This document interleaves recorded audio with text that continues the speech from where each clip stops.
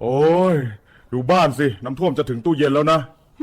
เสียงตั้งแต่เช้าลำคายจริงๆลำคายไหนนี่นอนเฉยเหมือนไม่ใช่บ้านตัวเองเลยนะบ้านใครบ้านมันสิฉันนอนของฉันอยู่ดินให้ตายยังไงก็ไม่หลุดแค่ใจต้องนิ่งตะไม่กระพริบเลยเหรอท่อแน่นแล้วน้ำไม่ท่วมบ้านหรอกงานเสร็จแล้วอย่าลืมจ่ายค่าแรง ครับรับทราบเลยพี่โอ้ยไม่ทันได้เทศสักวันเอ้ย